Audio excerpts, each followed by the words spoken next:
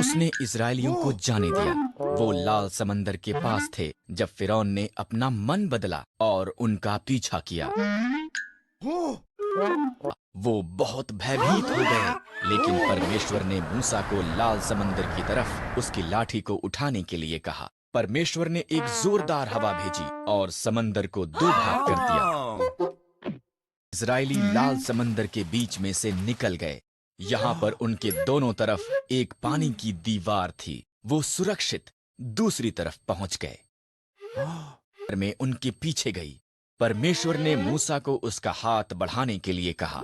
तब समंदर फिर से वापस एक हो गया और फिरौन और उसकी सेना डूब गई। एक उजाड़ में अगुवाई की। उसने उन्हें भोजन और पानी दिया। उन्होंने सिनै पर्वत के पास डेरा लगाए, जहां पर परमेश्वर ने पहाड़ की चोटी पर मूसा को मिलने के लिए कहा। मूसा ऊपर चढ़ गया और परमेश्वर उससे मिलने के लिए नीचे आया। पत्थर की पट्टियों पर 10 आज्ञाएं दी। अन्य देवताओं की आराधना मत करना, मूर्तियां मत बनाना, आदर के साथ मेरा नाम लेना, विश्राम दिन को एक विशेष दिन करके मनाना, आदर करना, कत्ल मत करना, अपने पति या पत्नी से वफादार रहना, चोरी मत करना, लोगों से या जो उनके पास है उससे ईर्ष्या मत करना। अब लोग जानते थे कि कैसे परमेश्वर की आज्ञा का पालन करना है। देश में भेजा। उनमें से 10 ने कहा, हम वहां के लोगों को कभी भी हरा नहीं सकते। पर यहोशू और कालेब ने कहा, परमेश्वर की सहायता के साथ हम इसे कर सकते हैं। वे लोगों ने 10 भेदियों की बात पर विश्वास किया। परमेश्वर ने कहा, यहोशू और कालेब के साथ केवल तुम्हारी संतान ही वादा किए देश में प्रवेश करेगी। इस तरह उजाड़ में 40 साल के बाद अब ये समय था। वो राहाब नाम की एक स्त्री से मिले, जिसने उन्हें छिपाया और दीवार से नीचे उतरने में सहायता की। उन्होंने उसे और उसके परिवार को बचाने का वायदा किया।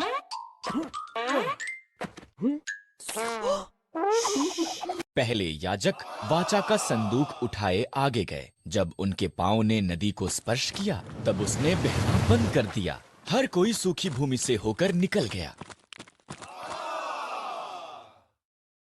यहोशू से कहा, 6 दिन तक यरीहो के चारों तरफ दिन में एक बार घूमना, तब 7वें दिन 7 बार चक्कर लगाना, नरसिंहों को फूंकना, जय जयकार करना, दीवार नीचे गिर जाएगी।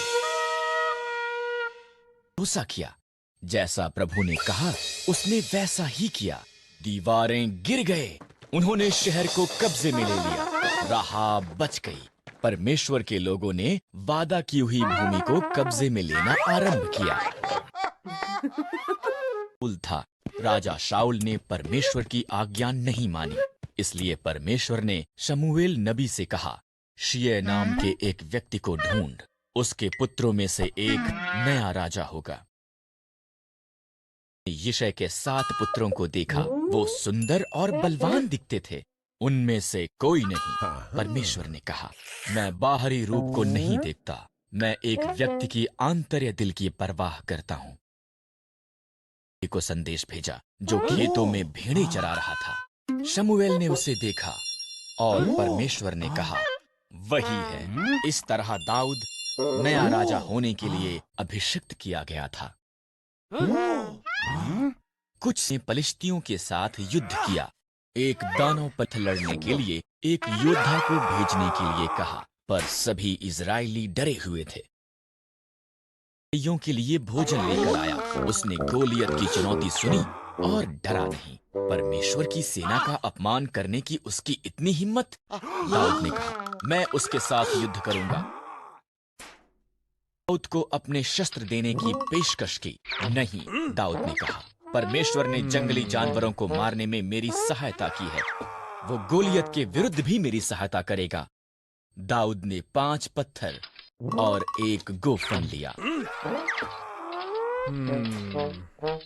गोलियत दहाड़ा, तुमने मेरे साथ युद्ध करने के लिए एक छोटे से लड़के को भेजा है। तेरे पास एक भाला है, दाऊद ने कहा, पर मेरे पास इस्राएल के परमेश्वर की सहायता है। घुमा कर मारा, ये गोलियत के माथे में लगा और उसे नीचे गिरा दिया। इस्राएलियों ने पलिश्तियों को हरा दिया। परमेश्वर की सहायता के साथ दाऊद एक हीरो था।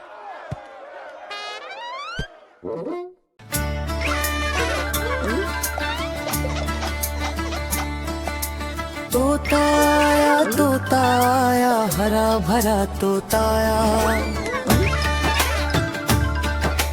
लाल चोंच हरे पंख सबको उसने गीत सुनाया। राम राम वह बोले नमस्ते कहकर हंसता, डाल डाल पर उड़े वो मीठे फल भी चखता।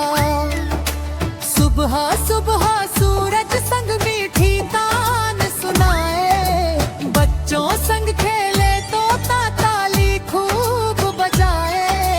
आम अमरूद केला खाए, पानी भी वह पिए, साफ सुथरा रहना सीखे सबको यही सिखाए। तोता मेरा प्यारा दोस्त खुशियाँ रोज लाए, सीख खेला और हंसी बाटे प्यार हमें सिखाए। बोले नमस्ते कहकर हंसता, डाल डाल पर उड़े वो मीठे फल भी चखता। सुबह सुबह सूरज संग मीठी तान सुनाए, बच्चों संग खेले तोता ताली खूब बजाए। आम अमरूद केला खाए, पानी भी वह पिए, साफ सुथरा रहना सीखे सबको यही सिखाए। तोता मेरा प्यारा दोस्त खुशियाँ रोज लाए, सीख खेला और हंसी बाटे प्यार हमें सिखाए। राजा बन गया था। तब उसके पुत्र सुलेमान ने राज्य किया। सुलेमान के मरने के बाद परमेश्वर के लोगों के बहुत बुरे राजा हुए। राजा अहाब सब बुरे राजाओं में से एक था। उसकी पत्नी इजबेल झूठे देवता बाल की आराधना करती थी। पर के लोगों को भी बाल की आराधना के लिए कायल कर लिया। उनके पापों के कारण परमेश्वर ने 7 सालों तक बारिश रोक दी। तब उसने उसके नबी एलिय्याह को राजा अहाब के पास भेजा। आज्ञा उल्लंघना की है और बाल की आराधना की है। एलिय्याह ने कहा, हर एक को बोल, बाल के नबियों को भी, कि वो मुझसे पहाड़ करमेल पर मिले। मैं प्रमाणित करूंगा कि किसका परमेश्वर सच्चा है। अपने मन में ठान लो, अगर प्रभु परमेश्वर है उसके पीछे चलो। फिर भी अगर बाल आज स्वयं को प्रमाणित करता है तो उसके पीछे चलो। एक बछड़े को मारेंगे, इसे वेदी पर रखेंगे और प्रार्थना करेंगे। तब जो परमेश्वर बछड़े को जलाने के लिए आग भेजेगा वही सच्चा परमेश्वर है।